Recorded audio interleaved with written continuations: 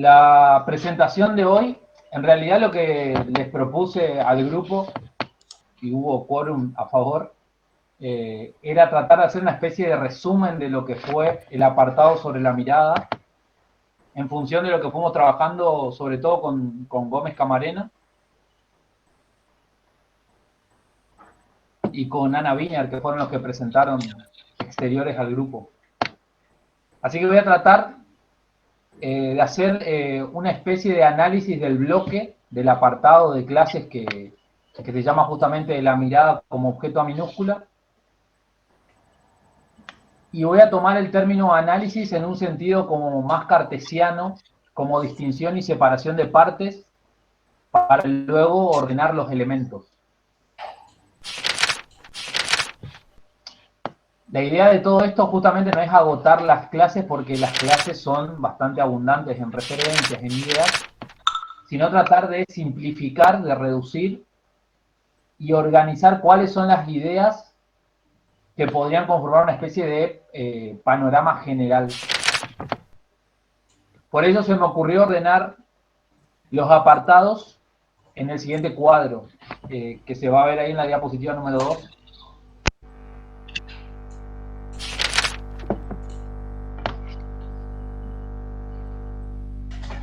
Hice una especie de cuadro de cómo está conformada las clases. Les puse los mismos títulos porque el seminario 11 se publica todavía mientras estaba en vida Lacan, o sea que Lacan conoció los títulos que se le pusieron y los subtítulos también.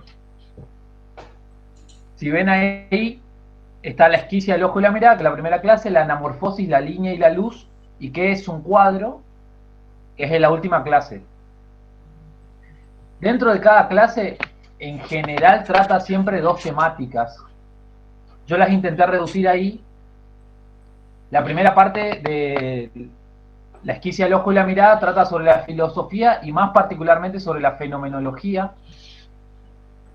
La segunda parte trata sobre la mirada a partir del mimetismo, que toma a Calois. La segunda clase del apartado que se llama la anamorfosis retoma la cuestión de la fenomenología, pero discute un poco con Merleau-Ponty y Sartre, que era una de las clases que yo había presentado. Y la segunda parte se dedica a la cuestión de la anamorfosis, que es, como saben, una técnica pictórica. La clase que sigue se llama la línea y la luz, donde trata la cuestión de la perspectiva y la luz. La pintura, ahí empieza a introducir algunos elementos respecto de la pintura. Y finalmente la última clase, que se llama ¿qué es un cuadro?, trata la cuestión de la luz y el ojo y el cuadro en el arte. Si ven, en general, por ejemplo, si analizan las cuatro clases, los bloques, la clase de la anamorfosis y la línea y la luz, son como clases que están en el medio y que tienen relación con las clases de los extremos. Son como una especie de clases bisagras. No desarrollan un tema en sí mismo, sino que están divididas en relación a los temas que se van a tocar en las dos clases que están al inicio y al final. Está bueno eso porque si uno tiene que leer, por ejemplo, puede leer la clase, la esquicia del ojo y la mirada completa, tranquilamente, pero si lee la anamorfosis, tiene que leer sí o sí la línea y la luz. Y si lee sí o sí la línea y la luz, tiene que leer qué es un cuadro. No se puede hacer el trabajo de tomar, por ejemplo, solamente el apartado de la anamorfosis o solamente el apartado de la línea y la luz, que fue un problema que nos fuimos dando cuenta cada vez que expusimos. No sé, Fede también me planteó eso, que no se entendía la clase si no se iba a la siguiente. Es una indicación de lectura. Bueno, en la diapositiva número 2, lo que yo traté de especificar es, Lacan parte de la filosofía y llega a la cuestión de la pintura. Eso conforma el bloque. Entre medio trata algunos otros problemas, ¿no? Y ahí puse, en ese cuadro, pueden ver todas las referencias que Lacan cita, todos los nombres propios que Lacan cita. Fíjense que lo puse de mayor a menor, o sea, las mayor referencias y las menores. La mayor referencia es a la cuestión de la pintura a pintores. Seux y Parracio, que está mal escrito en el seminario, le pusieron Parrocio con H intermedia, no se escribe así, no sé por qué lo pusieron así. Porque en inglés es Parrasius, o sea, es con esa H en medio. Me parece que por eso es lo más. Ah, mira, buen dato ese. Porque yo pensé que estaba mal, lo tradujeron mal. Yo lo busqué en francés y en francés estaba escrito así, Parracio. Bueno, después habla de Alberti, Da Vinci, Durero, Holbein, Caravaggio, Arcimboldo, Goya, Ensor, Munch, Cézanne, Cubbin, Mason y Dalí. Todos pintores. Las segundas referencias que se repiten mucho son filosóficas. Aristóteles, San Agustín, Agripa, Descartes, Kant, Berkeley, Diderot, Alain, Heidegger, Calois, Sartre, Merleau-Ponty. Puse al principio a Chuang-Tzu, porque no sé dónde ubicarlo bien. Si bien no es un filósofo, es un pensador chino, entonces me quedaba ahí intermedio. Después, estudios del arte, nombra a Balthusait, que Fede nos dio una clase sobre Balthusait. Ruger, Rowald y Matraux, que son todos especialistas en historia del arte o del arte en sí mismo, escriben libros sobre arte. Sobre poesía hay solamente dos autores, que es Paul Valéry y Luis Aragón. De arquitectura hay dos, Vitruvio y Vignola.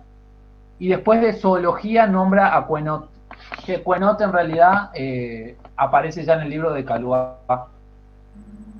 Lo que yo quería destacar es que Lacan parte de la filosofía, si ven el cuadro, parte de la filosofía llega a la pintura, y esos dos extremos son los que a los autores a los cuales más se refiere.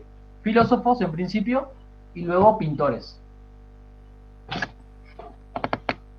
Todas esas son todos los nombres que citan las 4 clases, cita todos esos, no hay más autores que esos. Podría agregarse ahí, después lo voy a nombrar a Husserl, voy a explicar por qué.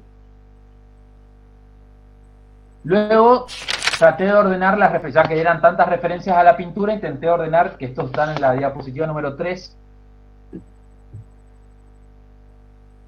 a qué tipo o a qué género de la pintura se dedican cada uno de estos. Seux y Parrasio están en la Grecia antigua, que en realidad es como una especie de mito. Después, la mayoría son pintores renacentistas, Alberti, Da Vinci, ahí están todos los nombres y las edades. Está Goya, que es representante del neoclasismo. Están representantes del expresionismo, que son Munch, Cézanne y Ensor.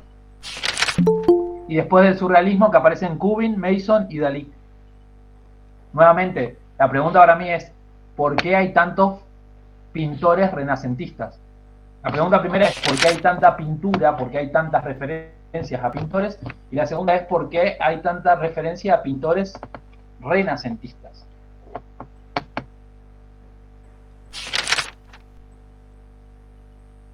Marco salió de la diapositiva. Igual voy adelantando.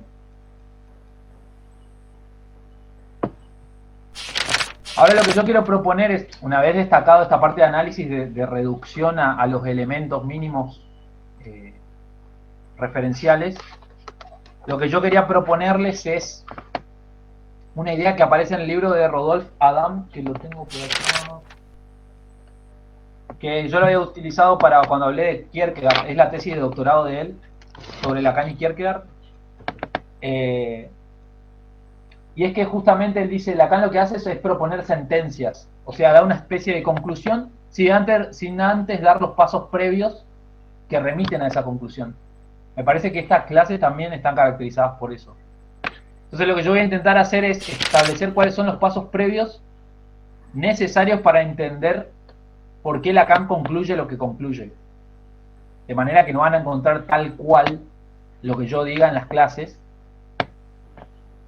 pero me parece que es la única manera de entender qué es lo que Lacan está intentando hacer ahí. Bueno, entonces partimos de la filosofía y su principal interlocutor es Merleau-Ponty. Su principal interlocutor con respecto a la cuestión de la mirada, porque Merleau-Ponty a lo largo del seminario 11 solo aparece en la cuestión de la mirada, en ese bloque, no aparece luego. Solamente es tomado para hablar de la mirada.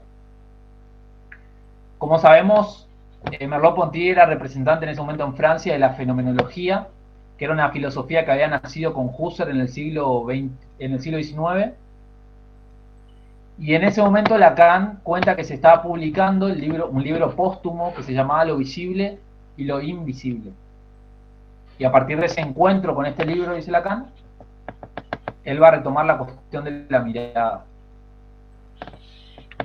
Bueno, del otro lado tenemos la referencia a los artistas, del otro lado digo al final del bloque, que son sobre todo pintores renacentistas, como le mostré. Pero lo importante acá que quiero destacar es que Lacan no toma a los pintores para hablar de la creación o del arte, sino para pensar cómo el arte cambió el modo en que se mira el mundo. El arte renacentista, ese es el corte histórico que va a hacer Lacan. El arte renacentista cambió el modo de ver. O sea, para eso se refiere a la pintura. No para hablar de la creación artística ni toda esa cuestión romántica. Ahora, este corte que hace la pintura renacentista, después me voy a centrar un poco más en eso, también es propuesto por otros, no solamente Lacan lo propone. Uno de los autores que lo propone es Erwin Panofsky, que es un historiador del arte, súper interesante el libro que se llama El arte como perspectiva simbólica. Otro que dice lo mismo, que también voy a hablar, es Alexander Coiré, que es un historiador de la ciencia. Y mucho más acá, Diana Nachmanovich en su libro El mito de la objetividad. Estos tres autores coinciden en que la pintura renacentista implicó un corte en cómo se piensa hoy el sujeto. O sea, cómo nos pensamos hoy tiene un corte decisivo con el advenimiento de la pintura renacentista. ¿Se entiende?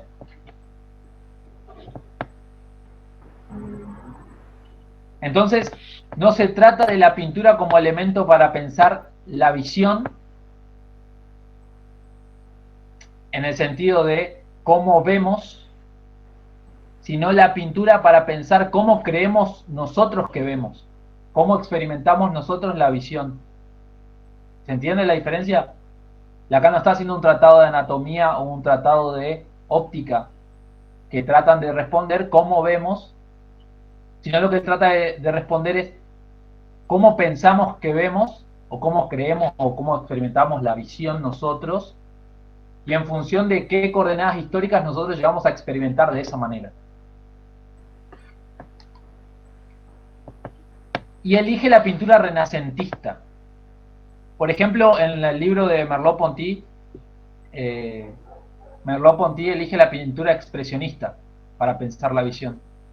Lacan opta por la pintura renacentista, ahí ya hay una diferencia. Aunque Lacan dice algo, unas palabras que después voy a ver sobre la cuestión de la pintura expresionista. Ahora, ¿qué intentan pensar? Me parece que Merleau-Ponty y Lacan intentan pensar lo mismo, o eso funda, así inicia el libro de Merleau-Ponty, que es la sentencia, dice Merleau-Ponty, que él llama fe perceptiva. Él dice que todos nosotros decimos algo tipo esto. Dice, nosotros vemos las cosas mismas, el mundo es lo que veo. Es como si eso redujera cómo nosotros experimentamos la visión, cómo nosotros creemos que vemos. Y a partir de eso, Merleau-Ponty empieza a desarmar cuáles son las condiciones que nos llevan a pensar eso, a creer que nosotros vemos, hay una intencionalidad que yo veo, y que las cosas o el mundo es aquello que yo veo ahí afuera.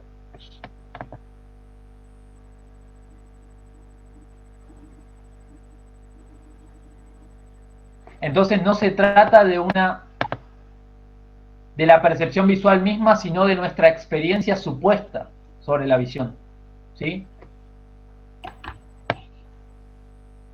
Con lo cual ya implica suponer que la percepción visual no es algo natural, sino que implica una serie de fundamentos implícitos que se han ido acumulando de manera estratificada y asistemática a lo largo de la historia.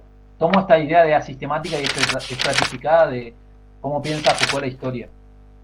¿Por qué? Porque me interesa pensar que, o la idea que les quiero proponer es que Lacan lo que hace es un trabajo arqueológico, ¿sí?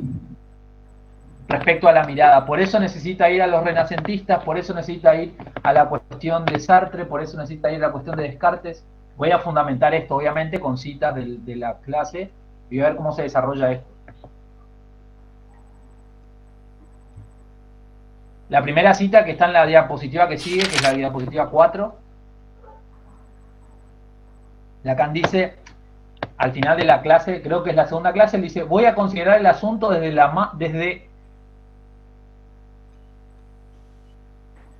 voy a considerar el asunto desde más atrás, diciéndoles que mi discurso apunta aquí a dos miras. Una concierne a los analistas, la otra a los que están aquí para saber si el psicoanálisis es una ciencia. Recuerden que Lacan está en el seminario 11, está hablando sobre todo a los alumnos de Althusser, porque empieza a dar sus clases en la École Normale Superior. Sigue la cita, dice, el psicoanálisis no es una cosmovisión, es la palabra que usa Freud para decir que el psicoanálisis no es una cosmovisión. Que siempre se recorta esa cita porque Freud dice, el psicoanálisis no es una cosmovisión, como una filosofía, porque participa de la cosmovisión de la ciencia. El positivismo creía que la ciencia era una cosmovisión que podía explicar todo, pero era una cosmovisión unificada. Y Freud inscribe el psicoanálisis dentro de esa cosmovisión. No dice que el psicoanálisis no es una cosmovisión. Dice que el psicoanálisis no es en sí mismo una cosmovisión, sino que participa de la cosmovisión de la ciencia. Siempre se corta esa cita. Bueno, acá dice, el psicoanálisis no es una cosmovisión ni una filosofía que pretende dar la clave del universo. Está erigido por un punto de mira particular, históricamente definido por la elaboración de la noción de sujeto. ¿Se dan cuenta ahí? Fundamenta la idea que estoy proponiendo de que en realidad lo que él está intentando hacer es un análisis histórico de la cuestión, de cómo se gesta la noción de sujeto y cómo el psicoanálisis con esa noción de sujeto produce una subversión. Por eso a continuación dice, postula esta noción de manera nueva al psicoanálisis, regresando al sujeto a su dependencia significante.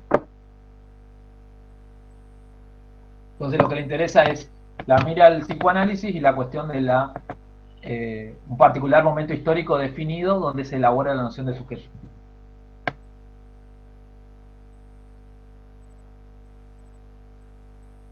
Entonces le voy a proponer cómo Lacan reordené todo el material de las clases en función de tres especies de bloques, tres especies de mojones ordenados cronológicamente, donde Lacan postula cómo se empieza a pensar el sujeto a partir de ese momento y luego cuál es la contradicción o cuál es la vicisitud inmanente a ese modo de pensarlo.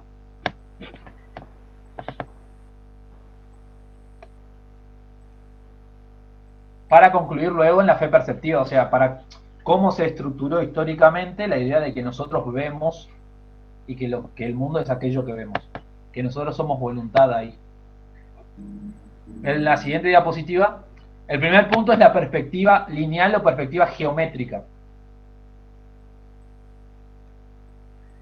que era un poco lo que vimos que en el Renacimiento, de la mano de los artistas, emerge una nueva técnica pictórica llamada perspectiva geométrica o lineal.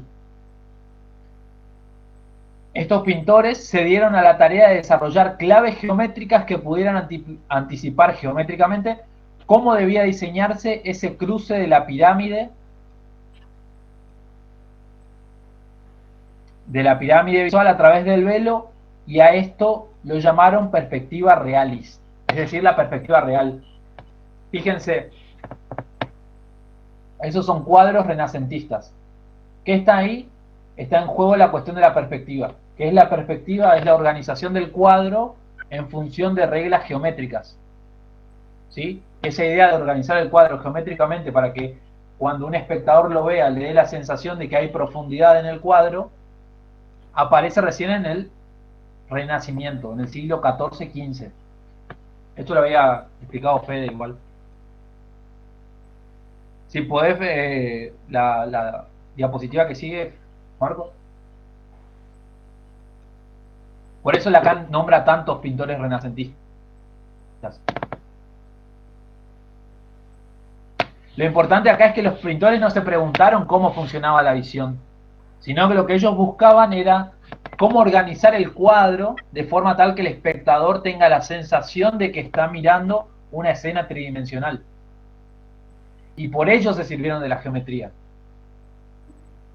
¿Se dan cuenta cuál es la cuestión acá? Es que el cuadro lleva a tener que servirse de la geometría para tratar de generar la sensación o la experiencia de que se ve en 3 dimensiones en el cuadro, que hay profundidad en el cuadro. Y después eso se concluyó que era como la gente veía, por eso se llamaba perspectiva realista. O sea, dijeron, si se produce este efecto artificial, este efecto natural, creían en ese momento, de perspectiva, es que debemos ver así. Por eso a ellos, a los pintores, no les interesaba en principio cómo funciona la percepción visual real. Se trataba de una técnica pictórica solamente.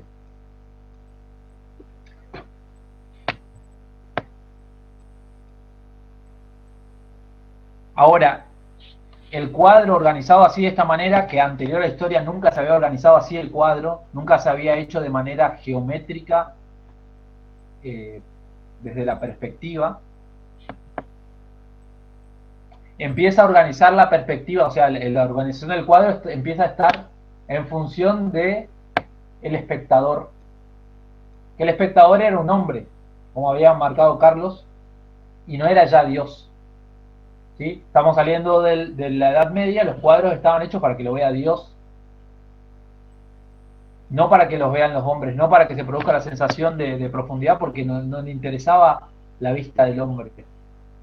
Pero ahora, a partir de la perspectiva, sí. Por eso ven ahí las técnicas de Durereau, de cómo, a partir del punto, si ven ahí la personita en la imagen de la derecha, está la persona con el punto geometral, o sea, el punto desde el cual se va a pintar, por ejemplo, el cubo. Todos los dibujos en perspectiva que se hacen hoy en día en la escuela, que le enseñan a dibujar un cubo en perspectiva, nace de esto, de todo este desarrollo. Además, o sea, entonces, el hombre se vuelve el espectador privilegiado de este paisaje que se pinta en el cuadro. Por otro lado, el espectador se piensa como algo separado. Entonces está el cuadro o el paisaje por un lado y está el espectador. O el sujeto geometral, lo llama Lacan en la clase.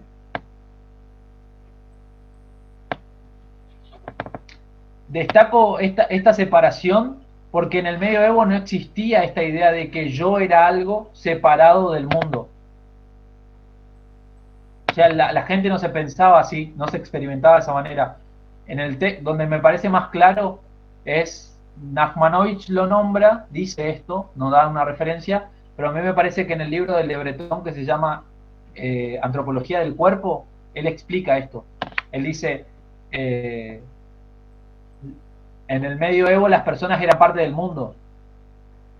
No es que se experimentaban por separado, no es que estoy yo y está la escena, sino que yo soy parte del paisaje en sí mismo. Cosa que acá se empieza a separar. Entonces, se separa entonces el sujeto del paisaje, y lo que van a destacar acá Lacan, la vicisitud de esto, que lo van a encontrar en la parte de la anamorfosis, Lacan destaca que la perspectiva se consideró real, o sea que era cómo veíamos realmente, pero eso debe ser, Lacan usa la palabra completado con la anamorfosis, que se lo tradujo o se lo llamó perspectiva deformada. ¿Por qué? porque la perspectiva deformada, que en la diapositiva siguiente se va a ver bien, la perspectiva deformada muestra que con las mismas técnicas que se produce la sensación de profundidad, también se pueden producir objetos irreales. Como por ejemplo, si ven este cuadro que es el de los embajadores de Holbein de frente, lo que está abajo, que parece un manchón en principio, es porque no está organizado según la perspectiva de frente, sino de costado. Si ustedes se paran de costado como está la persona, van a ver la calavera. Entonces lo que llevó a esto, que Fede también lo había destacado muy bien, es que se empezó a creer en realidad que no era una perspectiva real en los cuadros, sino que es un modo artificial de producir una sensación. ¿Se entiende? Se creía hasta ese momento que la perspectiva era cómo veíamos el mundo, y a partir de la anamorfosis se dan cuenta de que si también se pueden producir objetos irreales, entonces esa no es la perspectiva verdadera. No vemos así el mundo, sería.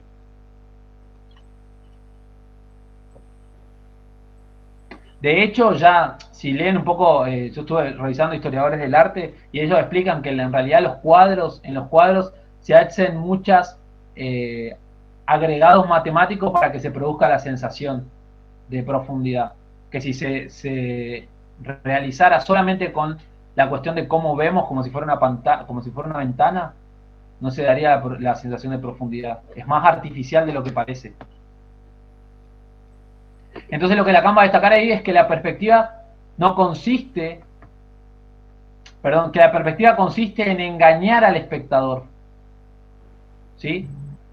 Que es un entropel oil, está ahí la palabra en francés, que significa, nosotros tenemos una traducción que significa trampa antojo, que es una trampa para el ojo. Si la palabra yo no conocía, existe, una traducción literal, que es trampa para el ojo, trampa antojo. Entonces, lo que destaca Lacan es el cuadro le hace pensar al hombre que eso está hecho para él y que él es el amo en la escena, o sea, es a quien se dirige la escena. Dice, pero en realidad a partir de la anamorfosis nos damos cuenta que en realidad el sujeto ahí no aparece como amo y señor, sino que aparece como capturado por la imagen, capturado por el cuadro. ¿Se dan cuenta cómo invierte la cuestión? El hombre, a partir del nacimiento, piensa que él es cómo se ordena a partir de él el mundo. Lacan dice, el cuadro lo que muestra es que en realidad el hombre es capturado por la imagen. La imagen le hace creer, lo obliga a posicionarse en un lugar particular para engañarlo y pensar que se da una sensación de profundidad. Esa es la inversión que produce Lacan, a partir de la anamorfosis.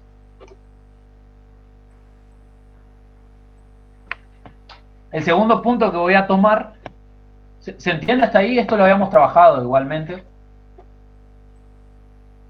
El segundo punto que voy a tomar, que me parece característico, yo lo titulé la percepción visual.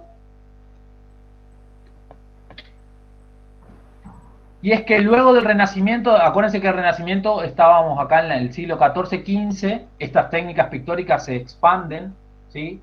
Desde Italia sobre todo, empiezan a dominar Europa y empieza a ser una técnica que todos realizan y empieza a ser parte del mundo de cómo el hombre se piensa, o sea, como amo y señor del paisaje que ve, ¿no?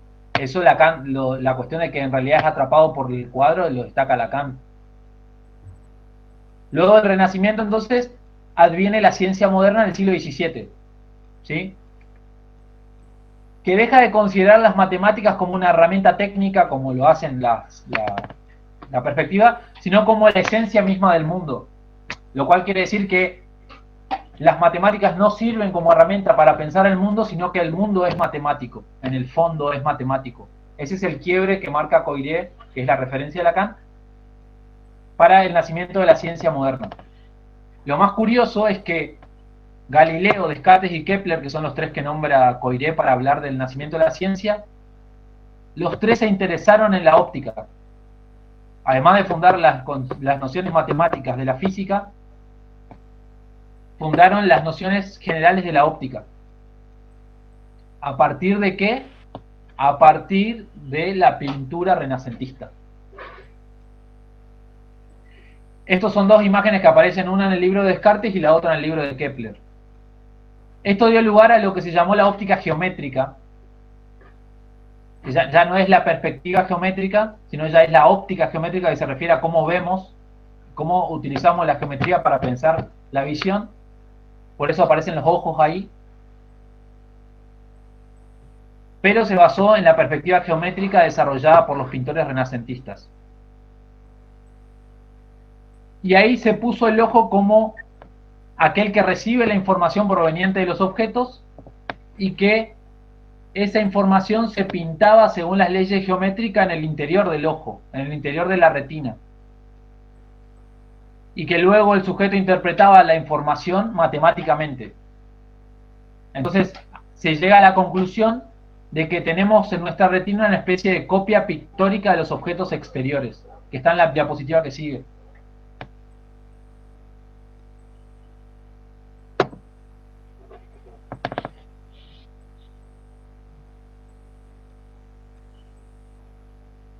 Marcos, si... Ahí está.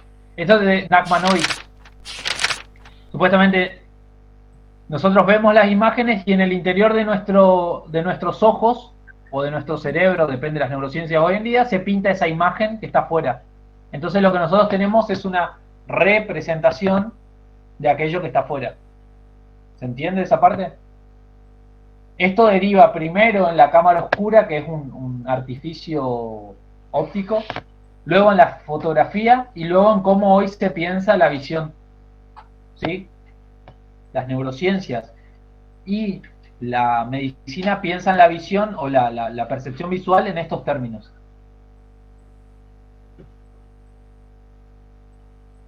Lo que va a remarcar Lacan es que si se piensa o si se reduce la luz a la línea geométrica, o sea, a lo que habíamos visto de la geometría como organizadora del mundo,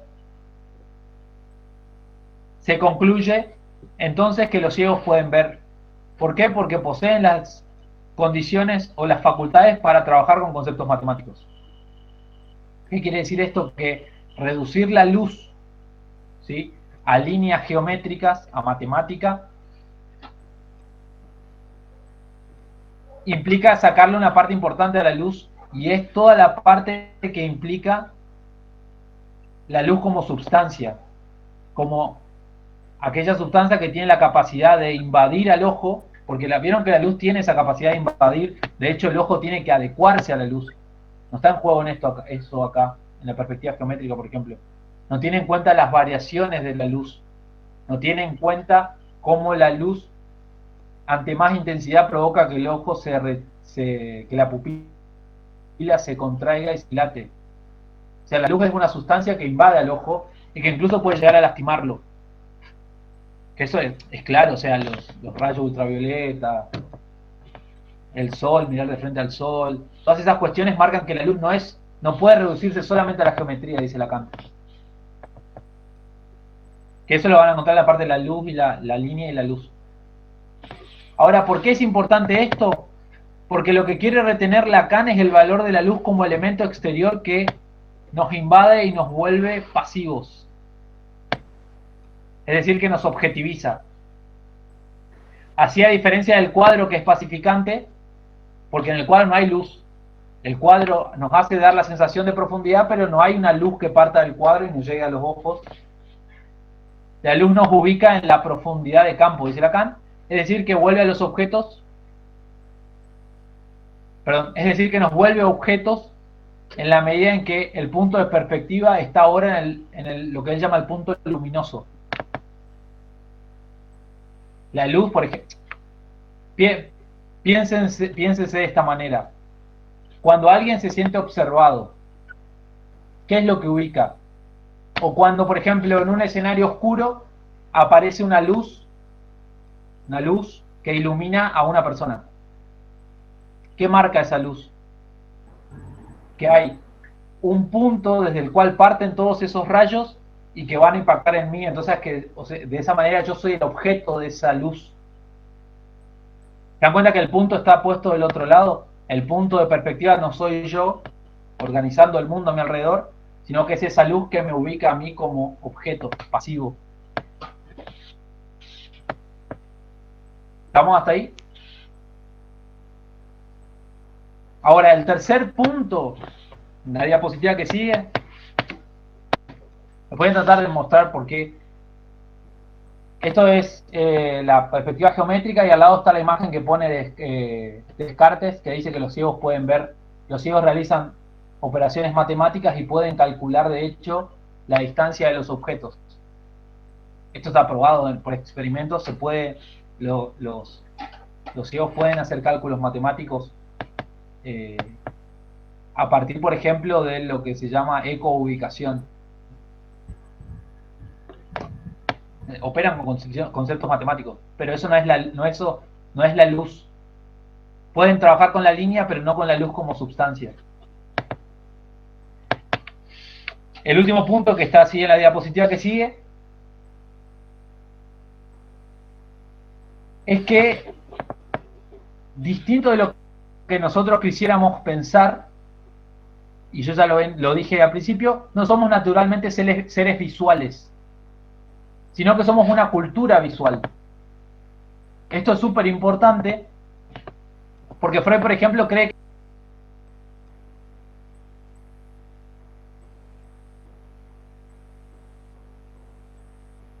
que Epa, se le desconectó a Lean, parece. Uy, súbito el corte, ¿no? Sí, se le desconectó. Bueno, vamos a esperar un rato. ¿Qué pasó? Bueno, dale.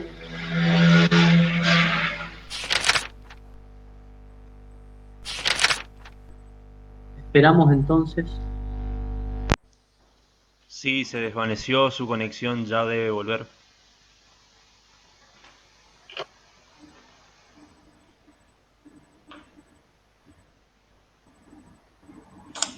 Sí, le había dicho que su conexión era mala, o sea, estaba... Cuando estaba exponiendo... Ay, bueno, Ahí volvió. está la presentación del libro de Nachmanovich que Lean referenció. Es imperdible. Trabaja un poco la perspectiva de los cuadros antes del Renacimiento. Con ahí unos me ejemplos escucha. muy lindos. Sí, se escucha. Bueno, retomo esta cuestión. Ya estoy terminando igualmente. Tenemos tiempo de sobra. Capaz fue muy rápido. Después podemos volver a... Sí, después vamos por partes. Estaría buena la discusión. Porque justamente, en principio, lo que nosotros debemos destacar es que nosotros no somos seres visuales. Si bien creemos que la visión cobra una gran importancia para nosotros no somos naturalmente seres visuales. Como sí pensaba Freud, que por haber la evolución dado que la evolución produjo que nos movamos en dos pies, que seamos bípedos y que tengamos que estar erguidos, la función de la visión evolutivamente adquiere una cuestión privilegiada. Eso es Freud. En los estudios sobre antropología del cuerpo y sobre todo lo que destaca, esto lo tomé de Coiré, es que nosotros somos herederos de una cultura visual porque hubo el Renacimiento. Coiré lo dice y discute un poco ahí con Panofsky. Es genial esto porque le tiro la referencia nomás, es un artículo muy corto que está en Historia del Pensamiento Científico, donde Coiré discute las tesis de Panofsky sobre Leonardo da Vinci. Imperdible, muy buen texto. Sí, sigo, sobre todo porque son dos referencias muy importantes en la historia del pensamiento en general, ambos autores.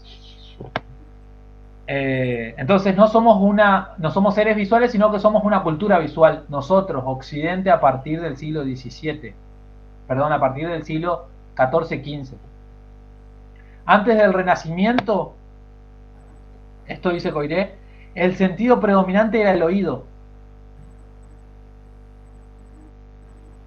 Pero la visión adquirió prioridad a partir del Renacimiento. ¿Qué quiere decir esto? Que en la Edad Media el saber pasaba por el oído y se transmitía de la boca del maestro al oído del discípulo. Y los textos se leían en voz alta. De hecho, destaca Coiré que la lectura en silencio, una lectura personal y en silencio, era algo excepcional. Nadie leía en silencio para sí mismo. Porque o leía para otro, para que lo escuche, o leía para sí mismo para entender, tenía que oírse. ¿Se entiende ahí? La función de la visión es para nosotros importante, para esa época histórica no. Ahora, por efecto de la pintura, se ingresa en un tiempo en el que se puede mirar el mundo, experimentarlo, explorarlo, a partir de la visión. La pintura cambia el modo de pensarse y de pensar o de relacionarse con el mundo. Esto es súper, súper interesante. A mí me pareció una cuestión a destacar. Sobre todo por esto, porque el mundo ahora es una realidad visible que se puede observar y la visión pasa a ser un instrumento de conocimiento y conquista. Todo lo que yo veo, yo lo veo porque quiero. Toda la cuestión de la gente, del sujeto agente, del sujeto volitivo. Y también es un instrumento de conocimiento. Ahora, no olvidemos que en ese momento también se desarrolla la autopsia. ¿Se acuerdan de eso? Lo que trabaja Foucault, que Foucault nombra, se abren los cadáveres. ¿Por qué? Porque la visión adquiere un estatuto tal de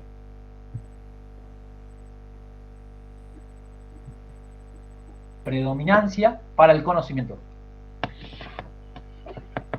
Entonces se impone el saber captado por los ojos.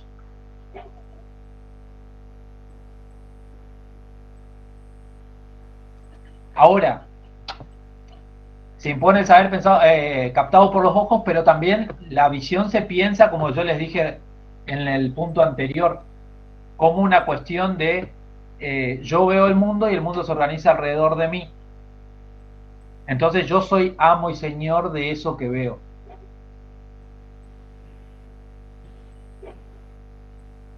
Lo que va a decir Lacan es que sobre el modelo de la percepción visual se gesta el cogito cartesiano. Es decir,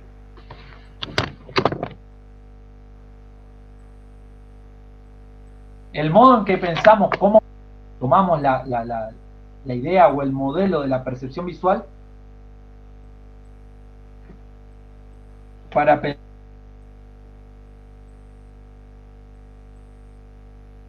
cómo vemos. Pensamos, les quería dar la cita exacta.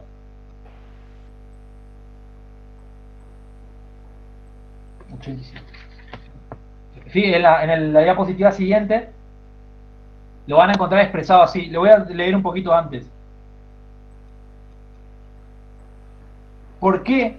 Les leo esta parte y después leo así, dice, ¿por qué a la postre sigue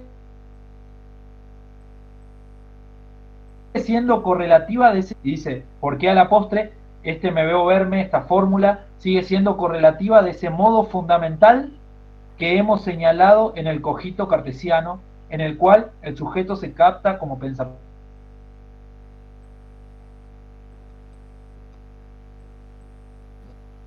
Yo veo, es fundamental para el cogito pensado en términos de yo soy el que piensa.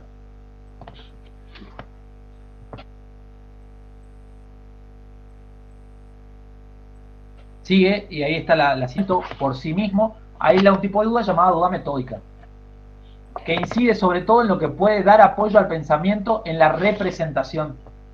¿Se entiende? Si yo creo que el pensamiento es representación, que ya les dije lo que era que yo veo afuera, y eso que yo veo afuera se representa, o sea, se presenta de nuevo en mi interior, entonces lo que yo pienso, porque está en mí, si mi pensamiento es representación, lo que yo pienso es mío. Entonces yo soy el dueño del pensamiento. Entonces Lacan se pregunta, ¿cómo es posible entonces que que el me veo verme siga siendo que envuelve al cogito cartesiano y su base y su fundamento de certeza, quizás más de lo que se piensa. Lacan da una cuestión súper precisa acá, que no lo encontré en otros autores, me pareció una indicación súper interesante. Dice que si uno sigue el modelo de la percepción visual, o sea, si pensamos que pensamos de la misma manera en que vemos, se concluye que nosotros somos sujetos independientes y sujetos autónomos de ese pensamiento. O sea, yo soy algo separado y yo pienso lo que pienso. ¿Sí? Ahora, él dice,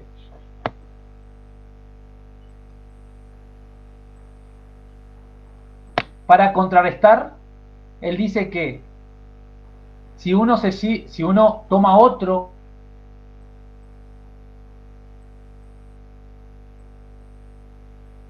de percepción, llega a una conclusión distinta. Y esto lo toma de Husserl, él no lo nombra, yo lo encontré en Husserl por otras cuestiones. Se los leo como dice Lacan, dice, ¿por qué? Me caliento al calentarme es una referencia al cuerpo como cuerpo. Esa sensación de calor que a partir de un punto cualquiera en mí se difunde y se localiza como cuerpo, es una sensación que me invade. En el me veo verme, en cambio, no es palpable que yo sea, de manera análoga, invadido por la visión. ¿Se entiende? Si yo tomara como modelo, no la visión, donde yo creo que soy agente autónomo, y tomara, por ejemplo, la percepción térmica, yo concluiría que yo soy pensado. ¿Me entienden? Que el pensamiento no es mío. ¿Se dan cuenta cómo está todo entrecruzado? O sea, el Renacimiento, luego la cuestión de la ciencia, la óptica, o sea, cómo se piensa la percepción visual, y cómo se piensa la percepción visual deriva en cómo creemos que pensamos, o sea, como sujetos autónomos. Cuando si se parte de otro, por ejemplo, del modelo de la percepción térmica, nos damos cuenta que soy pensado, por ejemplo, sería la conclusión en ese caso. Le leo como lo escribe acá, dice, la percepción táctil funciona de manera diferente porque está mediada por el cuerpo, y es por ello que, por ejemplo, en la percepción térmica se experimenta que el calor nos invade. En este sentido, si en vez de tomar como modelo la percepción visual se tomara la percepción táctil, la conclusión sería, soy pensado. El pensamiento me invade. Soy un sujeto pasivo de la acción.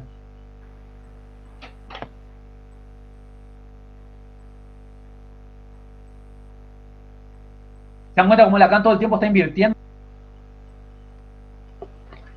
Ahora, estos son los desarrollos cronológicos que va haciendo Lacan. Voy a pasar al siguiente punto, y es que lo que me interesaba destacar o subrayar acá era que la noción de sujeto es un precipitado de un desarrollo histórico, y que el psicoanálisis lo que va a hacer es, con ese sujeto tal como se piensa hoy en día, o sea, nosotros todos nos experimentamos así por este desarrollo histórico. Nosotros no nos damos cuenta, pero el psicoanálisis lo que va a hacer es ubicar las condiciones inmanentes, o sea, todo lo que hizo Lacan ahí, ese trabajo de ubicar dentro de ese modelo cuáles son las posibilidades de subvertirlo. Vieron que de cada elemento Lacan busca qué elemento interior a ese modelo permite subvertirlo. El psicoanálisis también funciona de esa manera, es decir, Occidente, a partir del Renacimiento y el cogito cartesiano, ha producido que nosotros nos pensemos como sujetos de una manera particular. ¿Qué va a hacer el psicoanálisis? Va a tomar esa manera y dentro de esas coordenadas producir una subversión.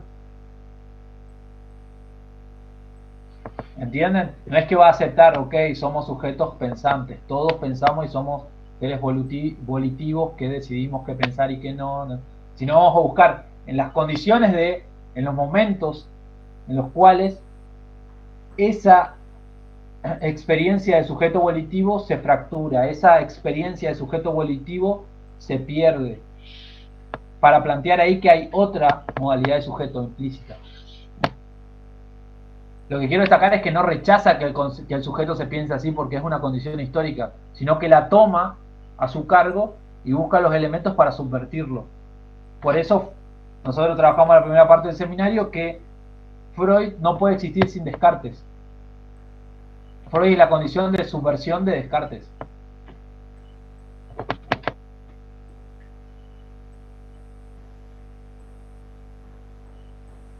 Ahora, Lacan intenta reformar la noción de sujeto. Merleau-Ponty también, hay que decirlo, pero Merleau-Ponty se centra en la cuestión del cuerpo, que era un poco lo que había trabajado Ana. Lacan lo que va a ubicar, subvertir es a partir de la función del deseo y la pulsión.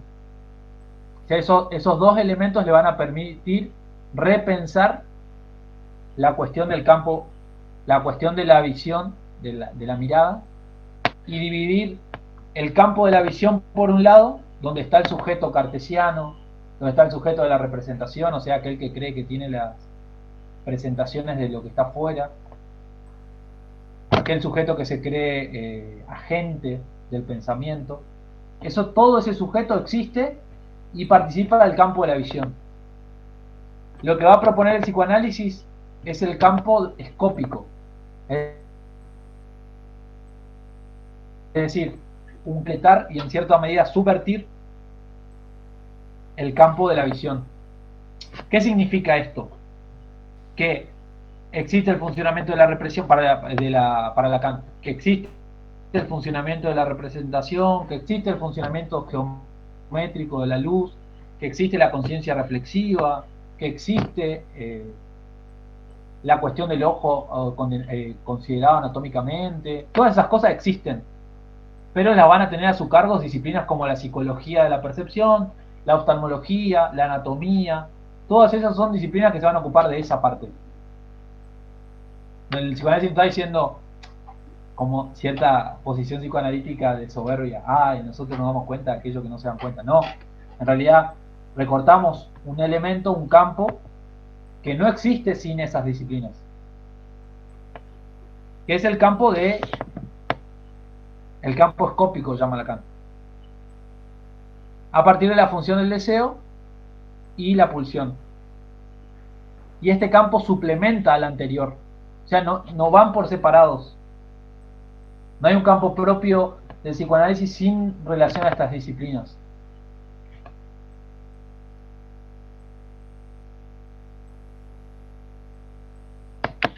Poniéndose explícitamente a Merleau-Ponty, la cita que está ahí dice: la mirada solo se nos presenta, porque justo en este punto dice que nosotros vamos a tomar lo visible, pero esa esquicia no es la que me interesa, no es la esquicia del psicoanálisis, la esquicia del psicoanálisis es otra. Y ahí dice esta cita, dice: la mirada solo se nos presenta, bajo la forma de una extraña contingencia simbólica. ¿Entienden? Que no es anatómica, que no es visual en el sentido perceptivo, sino simbólica. La mirada se presenta por una contingencia simbólica. Una contingencia es un hecho que pudo suceder o no, que es accidental. O sea, por cierto accidente, en ciertas coordenadas simbólicas aparece la mirada. Sí. Dice: la mirada solo se nos presenta bajo la forma de una extraña contingencia simbólica de aquello que encontramos en el horizonte de nuestra experiencia, a saber, la falta constitutiva de la angustia de castración. O sea, la falta que nombramos castración.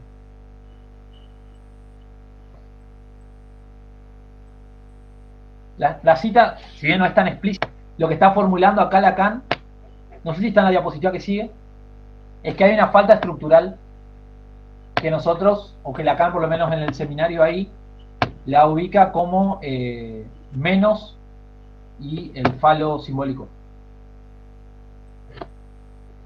Ahora, cuando en vez de aparecer el menos falo simbólico, ¿sí?, aparece el objeto a mirada, voy a hablar en términos abstractos medio lacaniosos primero antes de abordar la clínica, para que se entienda solamente la cita de Lacan.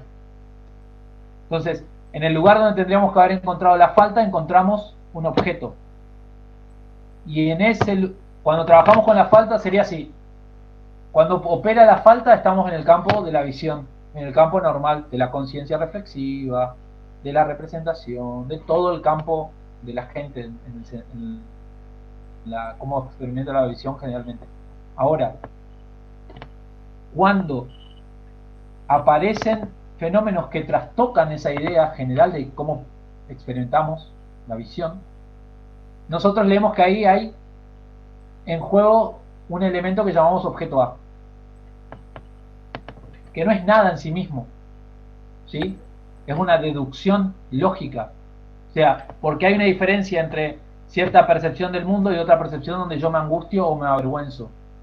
Porque ha aparecido, o sea, si el mundo es el mismo, ¿qué cambió? Han cambiado las condiciones simbólicas. Han cambiado un elemento que no es visible, cambiado en un momento que un elemento que no se puede palpar, que eso lo habíamos trabajado en el seminario 10, que va a venir a dar cuenta de aquello que se transforma. Entonces, la cita esta lo que viene a decir es que la mirada viene al lugar de la falta o la castración. La falta estructural da lugar al deseo justamente y se simboliza con el algoritmo menos phi. No tiene nada que ver justamente con la percepción visual esto, sino son categorías simbólicas. Pero es la condición del campo visual. Vemos en la medida en que está operada esta elisión, dice Lacan, esta elisión de la mirada. Nosotros vemos el mundo porque está operando esta elisión de la mirada, está operando el menos phi. ¿Cómo sabemos? O sea, ¿cómo nos damos cuenta que está operando así? Porque podemos sentirnos agentes volitivos e independientes de la percepción.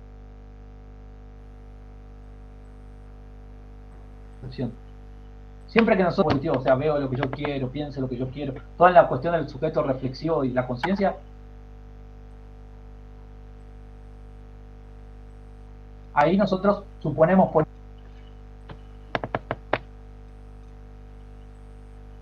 ¿Qué es el menos phi? Es evitar ver que hay ciertas cosas que en realidad estamos obligados a ver. Por eso Lacan toma la cuestión de van a ver, que lo habíamos hablado, el dado a ver, anterior a la captura de la visión.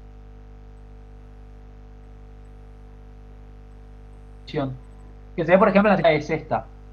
La fenomenología, está en la diapositiva siguiente, la fenomenología nos remite, por tanto, a la regulación de la forma que preside no solo el ojo del sujeto, sino toda su espera, su movimiento, su aprehensión, su emoción muscular y aún visual. En suma, su presencia constitutiva, señalada en su así llamada intención total. Esta frase lo que dice es que la psicología de la Gestalt mostró que hay gestalts. ¿Qué significan esto? Que hay imágenes pregnantes.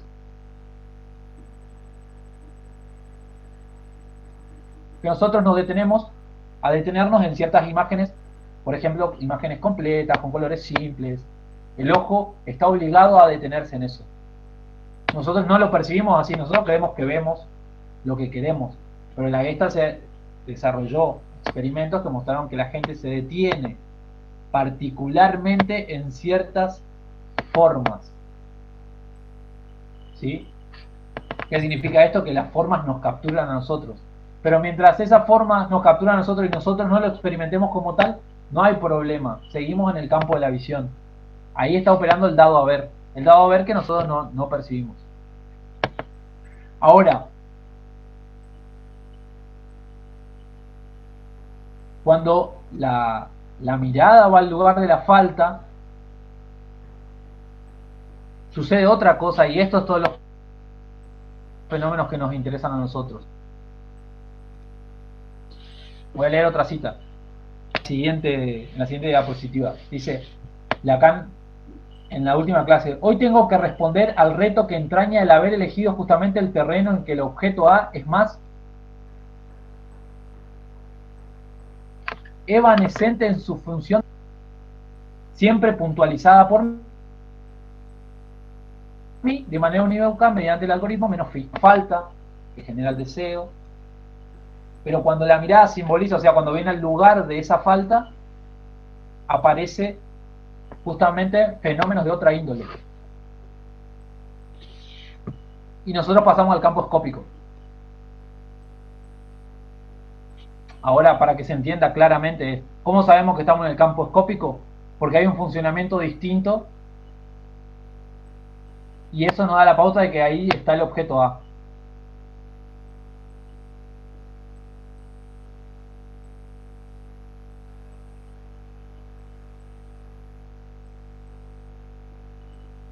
En términos sencillos es que en el campo escópico están en juego fenómenos clínicos usuales como la vergüenza, el voyerismo, el exhibicionismo, la timidez, donde no se trata de que del sujeto de la representación, de la conciencia reflexiva, sino el sujeto del deseo. ¿Por qué? Porque el sujeto ahí se siente invadido. Nosotros habíamos trabajado, por ejemplo, el caso de la vergüenza con Sartre. ¿Qué es el fenómeno de la vergüenza? Es un fenómeno en el cual yo siento vergüenza y no puedo dejar de sentirla o experimentarla. Yo veo a alguien y ver a esa persona me da vergüenza. ¿Se dan cuenta que el sujeto ahí es invadido por lo que ve? ¿Cómo se invierte toda la cuestión anterior?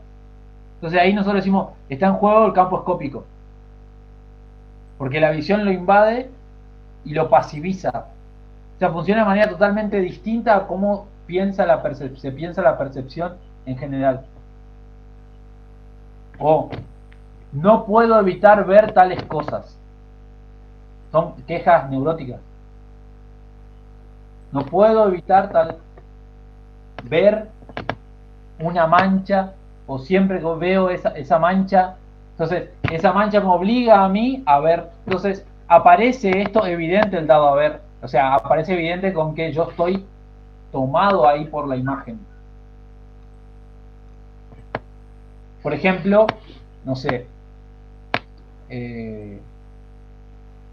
recuerdo haber leído el caso de una señora que estaba capturada en la imagen del asesinato. Había llegado y había visto a su hijo asesinado en sangre, una situación horrenda. Entonces ella no podía dejar de experimentar esa sensación cuando llegaba a la habitación. O sea, ver la cama la dividía totalmente a ella, al punto de que no podía dejar de ver ahí a su hijo y la escena que había presenciado. Se dan cuenta que ahí el sujeto no es un sujeto volitivo, no es un sujeto agente. Como decía Lacan, no es como en el sujeto de yo pienso lo que yo quiero. No, yo veo, estoy obligado a ver ciertas cosas. Pero dense cuenta que son fragmentos, por eso dice Lacan que es evanescente. Son en ciertas situaciones puntuales en las cuales yo soy invadido por la visión y me doy cuenta de que hay otro modo en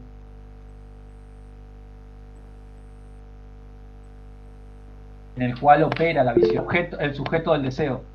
En la cita siguiente dice Lacan, en la relación escópica el objeto del que depende el fantasma, al cual está suspendido el sujeto, en una vacilación esencial es la mirada.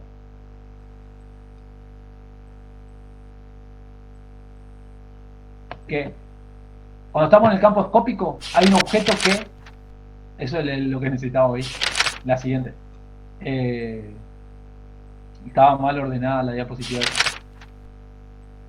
Cuando aparece algo de esta índole donde el sujeto se siente pasivizado, donde el sujeto se siente invadido por las imágenes o invadido por cierto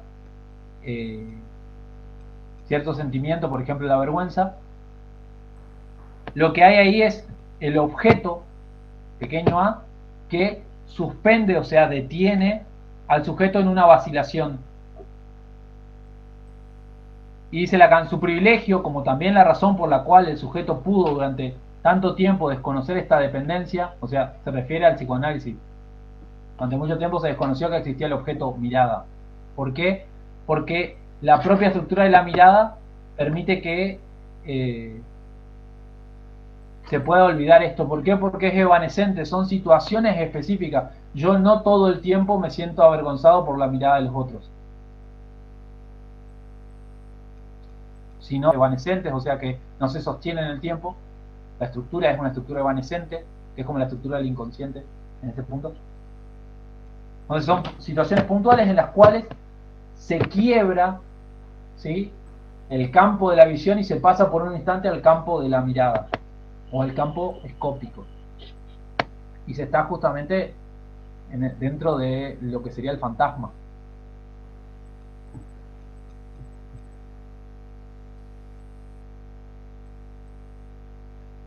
que sigue dice, si uno no hace valer la dialéctica del deseo, no se entiende por qué la mirada del otro desorganiza el campo de percepción. Está hablando contra Sartre acá. Dice, Sartre cree que yo ordeno el mundo alrededor de mí, pero hay una situación particular y es que yo siento vergüenza a veces ante la mirada del otro. Lacan dice, lo que pasa es que ahí no está en juego el sujeto de la conciencia, el sujeto reflexivo, ahí está en juego el sujeto del deseo. O sea, hay algo ahí que me convoca de una manera particular. Entonces se trata de otro sujeto. Continúa la cita y dice, y es que el sujeto en cuestión no es el de la conciencia reflexiva, sino el del deseo. Piensan que se trata del ojo punto geometral cuando se trata, en verdad, de un ojo muy distinto. Y aclara, no voy a entrar en esa parte, capaz cortaría esa parte. Entonces lo que Lacan busca en la diapositiva siguiente es sustituir, subvertir, quiero dejar la cuestión en la cuestión de la subversión, poner el acento. Subvertir esta relación de la experiencia perceptiva en la cual está el sujeto y el objeto. En la diapositiva anterior o la siguiente, donde está el sujeto y el objeto. Está el sujeto y está esa flecha que marca que el sujeto incide sobre el objeto, que el sujeto es, como venía diciendo hoy, volitivo, agente en el acto de observar un objeto. Y acá lo que destaca es, fíjense que el rombo abajo está la fórmula del fantasma, no es que el objeto A va con una flechita para el sujeto, sino que va y vuelve. ¿Se entiende? Esa es la subversión. No proponer lo contrario, sino buscar los puntos en la misma situación, en la misma condición de cómo nos pensamos sujetos volitivos, aquellos elementos, aquellas fisuras, aquellos quiebres en los cuales yo no soy tan autónomo ni soy tan soy agente de la situación.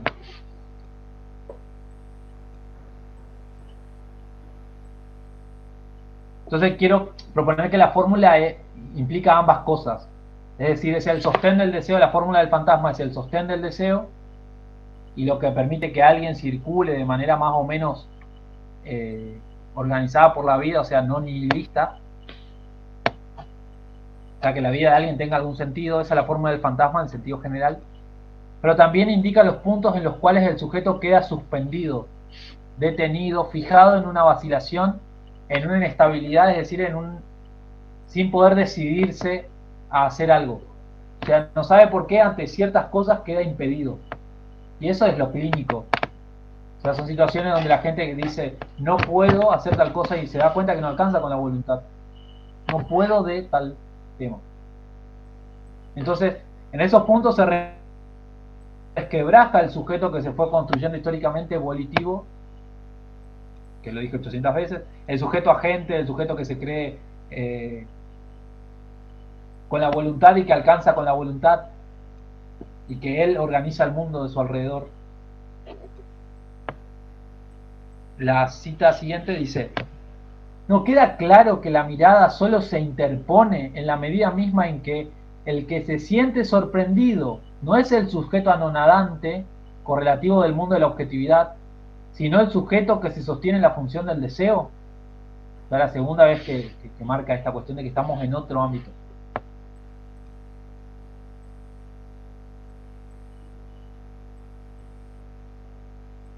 Luego esta parte dice, quiero esta cuestión,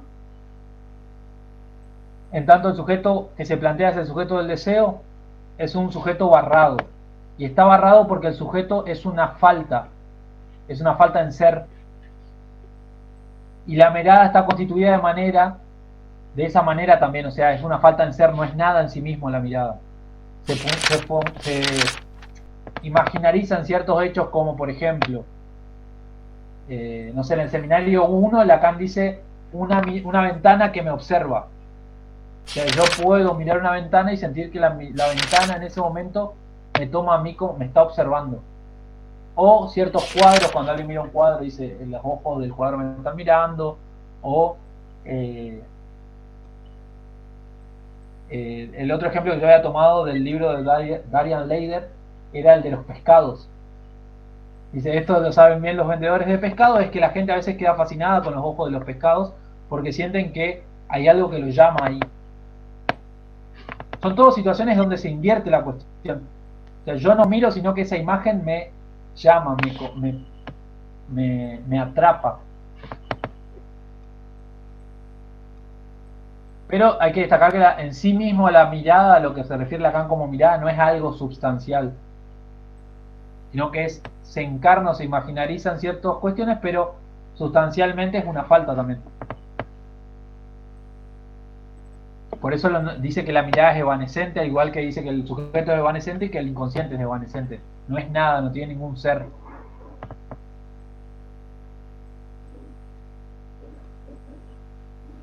Bueno, estamos en las 9:41. Lo último que quería destacar nomás, que era la cuestión de la pantalla, que está al final.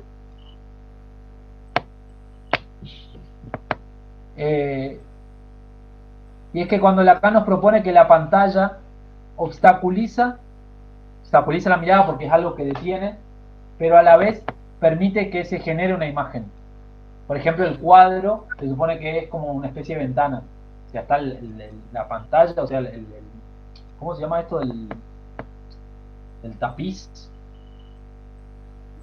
sobre el cual se va a pintar, que obstaculiza la imagen que está detrás, pero que a la vez permite fijar una imagen. Pero también Lacan va a jugar con todo con esta cuestión de que en realidad la pantalla lo que hace es velar una nada, y en la medida en que vela una nada, permite que esa nada se vuelva algo. ¿Qué quiere decir esto? De que si no hay pantalla se constata de que no hay nada detrás. Como por ejemplo en el tercer cuadro de Magritte. Vieron que es una especie de ventana. Y cuando se está abriendo se da cuenta de que no hay nada detrás. Es la ventana la que permite creer que hay algo. Hace existir algo a partir de la nada. Esa es la función de la pantalla, y lo quería destacar porque él retoma esto de Parrosio y Seuxis para subvertir la idea general que se tiene de apariencia y verdadero. Está lo verdadero y está la apariencia. Detrás de la apariencia está lo verdadero.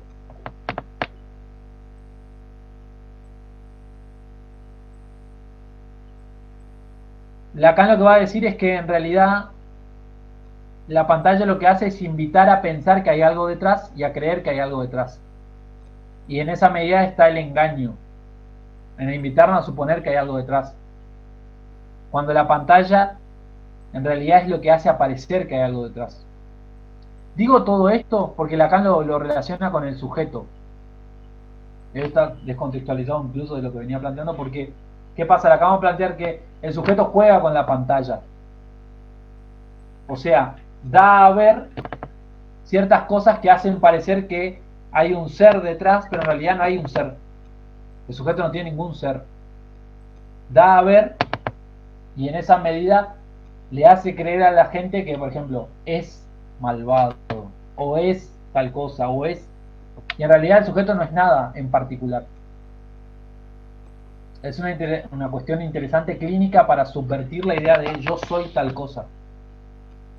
En realidad es un modo de presentación, jugar con la pantalla, dar a ver o dar a entender ciertas cosas, cuando en realidad, si se quitara todo eso, no habría un ser del sujeto. Bueno, hasta ahí es lo que yo preparé, esa especie de reducción que me parece que podría marcar los puntos importantes. Yo cerraría con esta cuestión de que es necesario un análisis histórico de la noción de sujeto, porque nosotros trabajamos con esa noción de sujeto para subvertirla. ¿Qué quiere decir subvertirla? Es, dentro de esas mismas condiciones de la noción, buscar las fracturas, los puntos en los cuales no se condice, los puntos en los cuales no hay esta voluntad, los puntos en los cuales no hay un sujeto agente ni del pensamiento, menos de la mirada y menos de la visión. O sea, todas esas situaciones se vuelve pasivo. Y en tercer lugar, el tema de la pantalla, que me parece aislado un poco, pero es más en relación al arte, y es esta cuestión de, para pensar el ser del sujeto. ¿Cómo la gente se piensa con ser? Yo soy algo y aparento tal cosa, que es un problema clínico muy característico. Soy algo, en realidad en el fondo soy de tal manera, pero afuera aparento. Lacan propone subvertir eso, es la apariencia afuera da a entender que no hay detrás de eso, no hay un fondo de sí. ¿Qué más? ¿Cómo introducir eso en la clínica? Bueno, hasta ahí. Ahora, si quieren volver sobre algunos puntos o podemos charlar sobre alguna cuestión o marcar cosas de la clase que a usted le parecieron más relevantes. Yo, Leandro. ¿Se me escucha? Sí, sí. Bien, me pareció muy bueno el resumen, principalmente porque lo tomaste, a mi entender, de la arista donde introducís muchos problemas, pero desde el sentido que vos pones a jugar, y entiendo que Lacan también lo hace, al menos dos lógicas en tensión. O sea, dos maneras diversas de plantear diferentes asuntos en tensión. Y me parece que eso es fundamental para pensar el sujeto dividido, porque podríamos pensar que justamente el sujeto dividido con el que trabajamos en la clínica es la verdad cartesiana por un lado y la puesta en juego de otra verdad que viene a ser infractora de esa, o por lo menos en discontinuidad o mostrar ciertos impases. Por eso no se trata solo desde el cuadro en perspectiva la puesta en juego de cómo se ve el mundo o cómo el ser humano ve el mundo en el sentido de cómo cada ser humano ve el mundo, sino eso en conjunción con que se planteó un vaciamiento del universo para volverlo matemático, objetivo, donde todos veríamos lo mismo, con independencia de quién ve, quién interroga. El universo funciona con leyes matemáticas que uno podría ir descubriendo y sea quien sea que lo haga, encontraría, porque ese es el fundamento, ¿no? Eso por ahí es lo que trabajamos también con Félix, planteando cómo la geometría euclidiana propone esa realidad objetiva y la geometría proyectiva con el cuadro en perspectiva va a venir a poner eso en cuestión porque incluye el punto de vista del observador y esa noción que antes se pensaba, bueno, todos ven el mundo de la misma forma, pero ahora se trata un poco de cómo lo ve el observador desde un punto. Y ahí me parece que es súper interesante la anamorfosis, que cuando yo empecé a leerlo pensaba que se trataba de un tema más con el que Lacan por ahí articulaba ciertas cosas, pero para mí es un tema espectacular porque pone en infracción no solo esta idea de realidad objetiva para todos, sino también el hecho de no, o sea, hace que uno no caiga en el engaño de que la realidad estaría determinada solo por el ojo del observador. O sea, viene a hacer una infracción de ambas propuestas. Y esta mancha que aparece en esa lógica lo podríamos pensar como el sujeto, o sea, como el sujeto mancha de la lógica cartesiana, como la discontinuidad que se presenta en la clínica de esa idea o de esa conjunción entre la realidad es una o yo determino la realidad para plantear una estructura que establece a sujeto y objeto de forma interdependiente.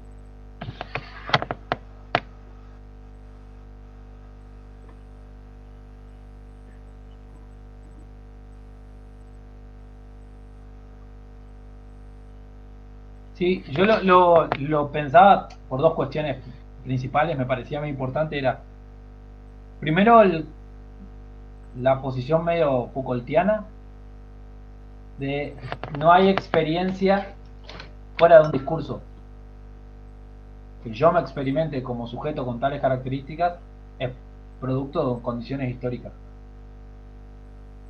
Que eso es súper importante destacar que, por ejemplo, son cuestiones técnicas, artísticas, científicas, no es el significante solo.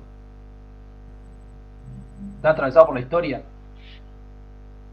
Y Totalmente. segundo es, sí, Me acordé por ahí con tu presentación cómo lo trabaja Nasmanovich, que ella, por ahí, lo que yo recuerdo es que propone que es muy difícil decir necesariamente qué es primero, porque es un proceso que incluye todos factores que es complejísimo y no podés determinar exactamente si el hombre empezó a pensar así o las prácticas lo hicieron empezar a pensar así. O sea, es un interjuego ahí de no podés estipular un corte preciso.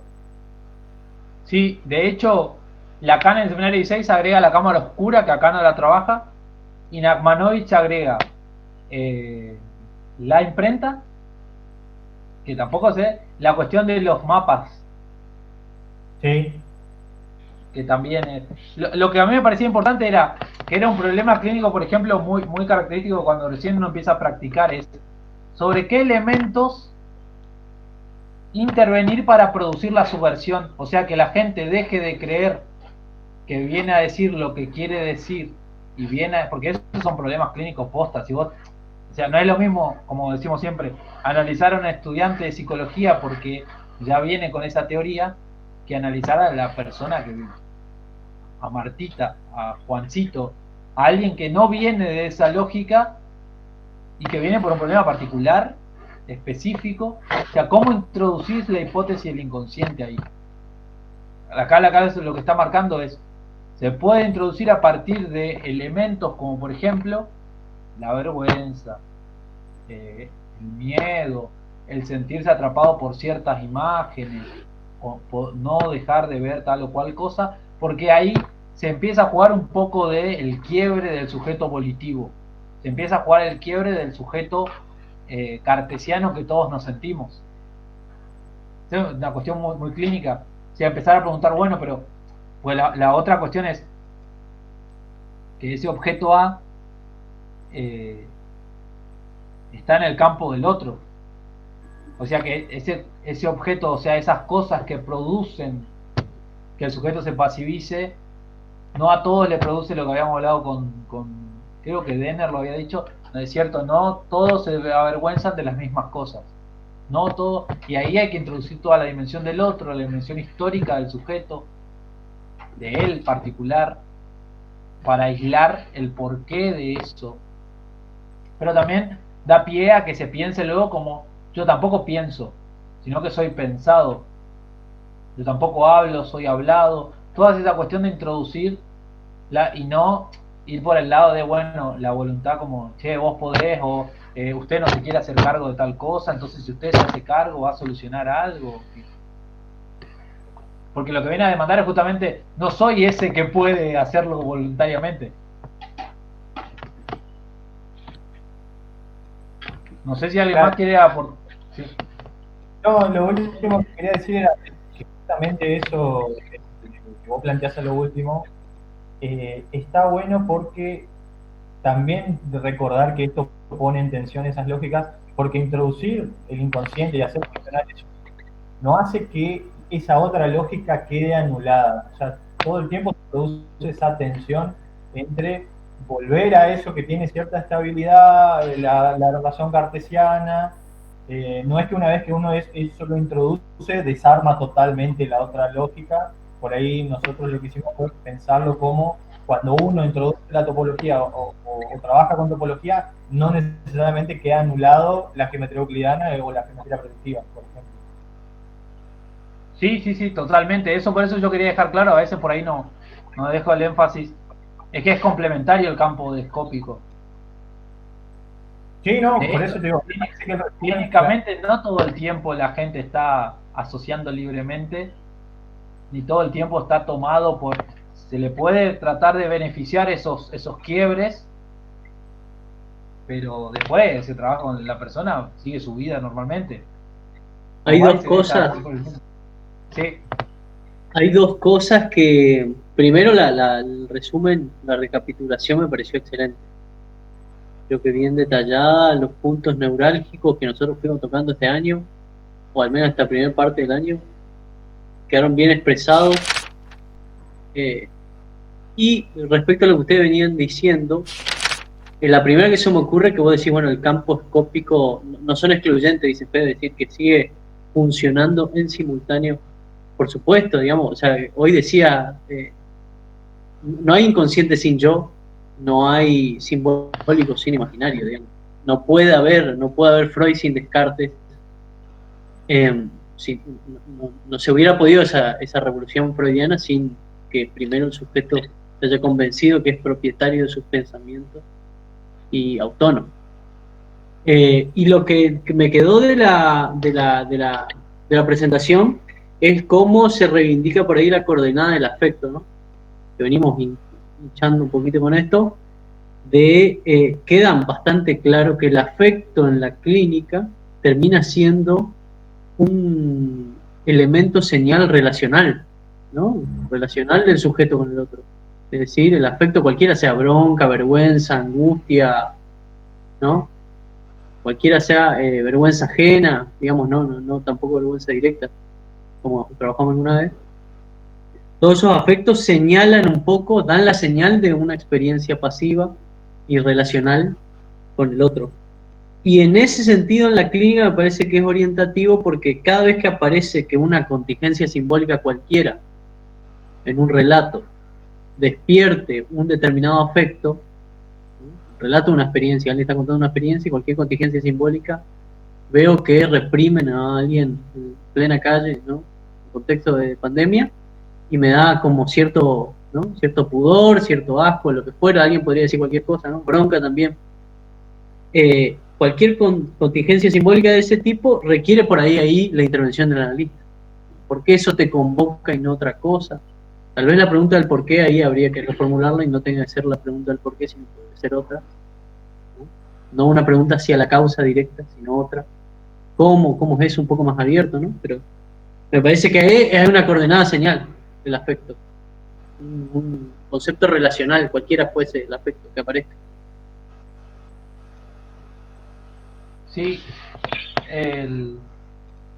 está bueno porque a veces se le deja pasar, por ejemplo, yo recuerdo también una vez que también pasa, por ejemplo, gente que comenta que vio las noticias y que en la noticia, no sé, mataron a un niño en una salida bancaria, no sé, o un asalto, mataron a un niño y le causa, llora, y uno le pregunta por qué llora y porque mataron al niño, y uno podría decir, bueno, pero seguramente que en el noticiero dijeron 80 veces que mataron a alguna persona, o pasaron un montón de otras cosas que ameritarían quizá que alguien llore, pero se detiene en esa condición, en ese elemento particular. O sea que ahí sí me parece que, como vos decís, ese elemento lo convoca. ¿Qué hay de eso? ¿O a qué remite? ¿Qué se le ocurre respecto de la cuestión en particular? No sé si Franco está o quedó congelado ahí. Parece que se había desconectado. ¿Franco? Hay dos Francos. Sí. No se te escucha, tenés que... Se clonaron. ¿Ahí? Sí. Ahí está. Dice. Me quedé sin batería. Me quedé sin batería en la compu. Ahí la estoy cargando.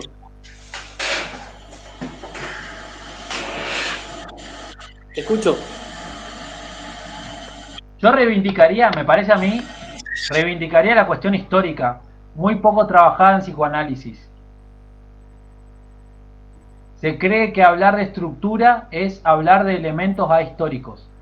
Entonces la mirada existió desde siempre, toda la gente se conmueve desde siempre, siempre estuvo el objeto ha perdido ese.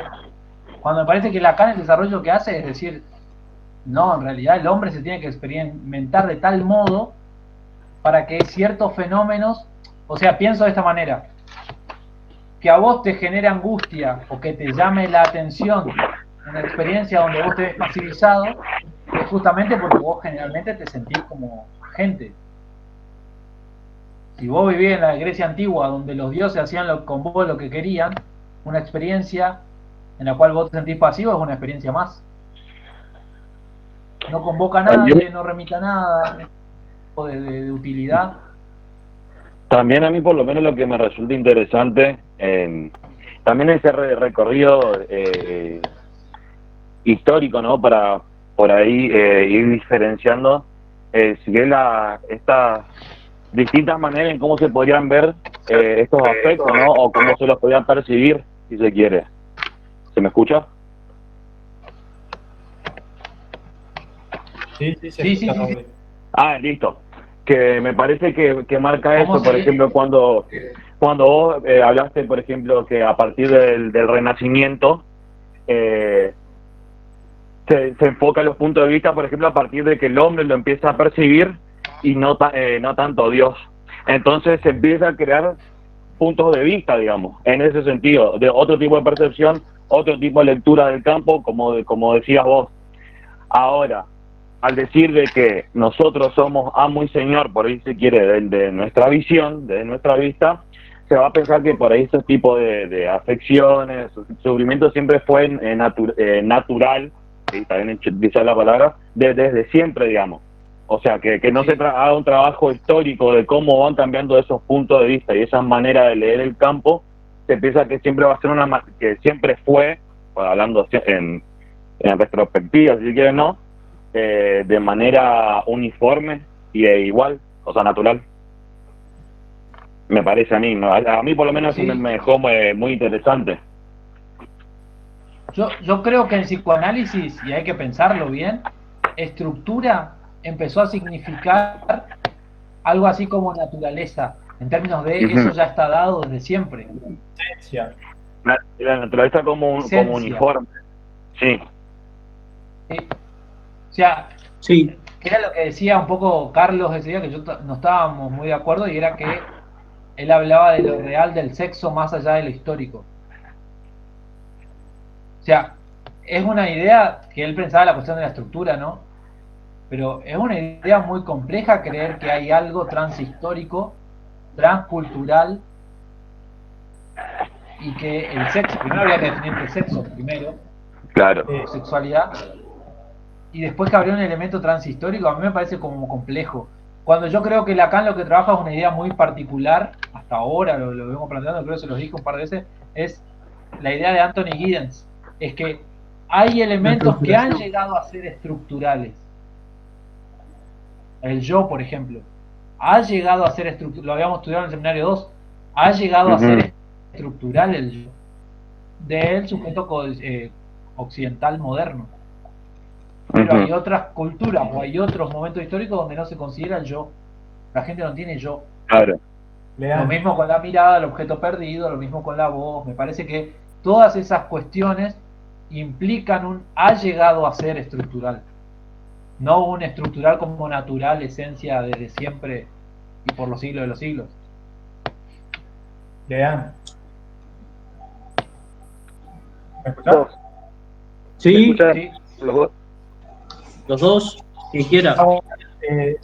Digo una cosita nomás que justamente en relación a eso hablamos con Franco el otro día. No sé si llegaste a ver la publicación de la página Psicoanalistas Rancio, donde ponen una conversación de Luciano Lutero, donde le preguntan por el analista, y dice, ¿cómo sé si mi analista es psicoanalítico? ¿Llegaste a verla? Bueno, viste, Sí. Lo comento para los que no lo vieron, pero dice que cura es psicoanalista. Escuché. Es conductista y yo no lo sé, dice, bueno, pero puede ser un conductista que haga psicoanálisis. Y, o sea, plantear que el psicoanálisis es eso, yo le decía a Franco, también es una postura totalmente esencialista, como si el psicoanálisis fuera la verdad de la verdad del sufrimiento humano de todos los tiempos, y que independientemente de la teoría que vos practiques, cualquier cosa que vos intentes, alguna pavada, si tuvo efecto, eso fue psicoanalítico porque está en consonancia con el sufrimiento humano, sería como la cara de sufrimiento, o sea, sería algo así como esencialmente la cura de ese sufrimiento. A mí me parece ridículo, pero bueno. No. Y si no cura, no es psicoanálisis.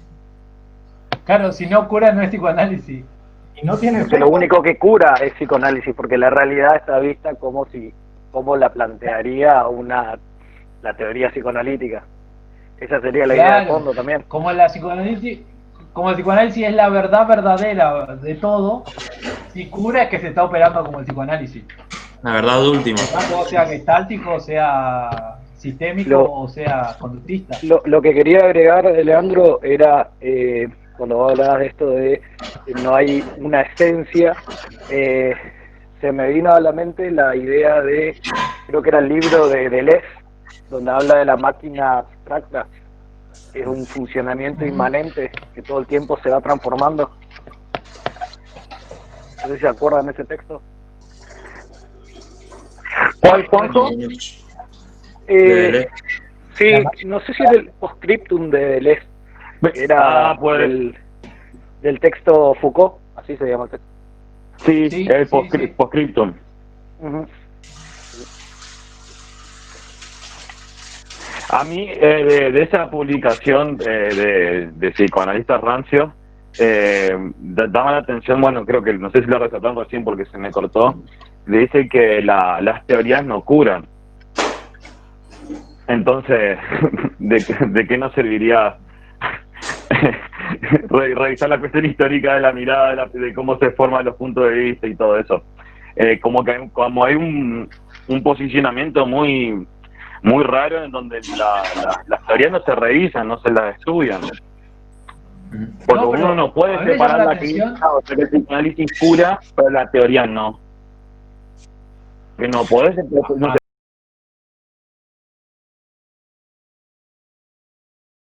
A mí me llama la atención que me parece. Yo quiero agregar algo y que creo que se visualiza una problemática con esto que estamos hablando, y es que hay cuestiones que no, o sea, la problemática es que no se cuestiona, ¿no? O sea, Lacan dijo 2 puntos, eso no se cuestiona, ¿no? Entonces, esto que decía Rodri, ¿no? Que las teorías no se estudian y que es algo que se dice mucho dentro de la Pola, ¿no? Que justamente no se va a leer a Lacan, digamos. Y entonces creo que es una problemática, ¿no? Que se visualiza, esto de, justamente se visualiza, que no se cuestiona, no hay cuestionamiento, no. Esto que, o sea, este resumen que hiciste hoy, Lean, la verdad que me pareció buenísimo. Yo estoy bastante atrasado con la lectura, no es algo que venía leyendo. En ese mes y medio que no estuve, digamos, me atrasé un montón. Y bueno, la verdad que para mí es algo nuevo, no lo había escuchado antes, no lo había leído. Y introduce varias cuestiones sumamente interesantes y visualiza esa problemática también. sí, yo creo que me parece que es un ejercicio espectacular. Yo presento porque me sirve a mí. Claro. O sea, me sirve a mí para ordenarme un montón de ideas, tener un límite, este día tenés que presentar algo. Y sirve para decir, bueno, ¿cuál es el problema acá? ¿Cómo organizaría todo? Yo arranqué con eso, vieron, analicé los temas, de qué temas habla, cuántos autores cita, cuál es el inicio y cuál es el fin. Y empecé a tratar de armar ideas, porque son 4 clases. Hasta ahora nunca habíamos hecho esto de tomar un apartado completo y comentarlo. Claro. Es un trabajo bastante arduo. Sí, pero claro, pero también viene connotado por todo lo que hizo el trabajo de Fede, que fue espectacular, el trabajo de Carlos, que estuvo muy bueno también, Ana, lo que presentó, todo lo que presentaron fueron orientativos en un montón de cuestiones, que después cuando vos llegás, al intentar, bueno, ¿qué podría sacar como neurálgico acá? Te ayuda. No sé si lo podría haber hecho sin todo el trabajo previo que habíamos hecho. Sí, no, y esto, por ejemplo, esto que introducen, ¿no? La cuestión de post-renacimiento, anterior al renacimiento, ¿no? El cambio, el giro que se da ahí, Y justamente uno piensa que eso ya está de antemano, como que ya está desde los orígenes, ¿no? La importancia de la mirada, por ejemplo. Y no, o sea, esto de pensar de que anteriormente, ¿no? Siglos atrás, la mirada no ocupaba ese lugar hegemónico que hoy ocupa, como que rompe un poco la cabeza. Está bueno. Sí, a mí me llama la atención que Lacan dice algo capaz que nos cita a las referencias nomás, porque parece que es algo bastante estudiado. Nachmanovich lo trabaja y cita un montón de otros autores, Panofsky lo trabaja, Coiré también lo trabaja. O sea, hay gente que se dedicó a hablar de eso y marcar ahí una especie de ruptura histórica necesaria. No habla el pedo Lacan. Me pasa que, como dice, me parece que Adam tiene razón. ¿Vos decís? Te da la sentencia hecha, la conclusión te da. No los pasos previos.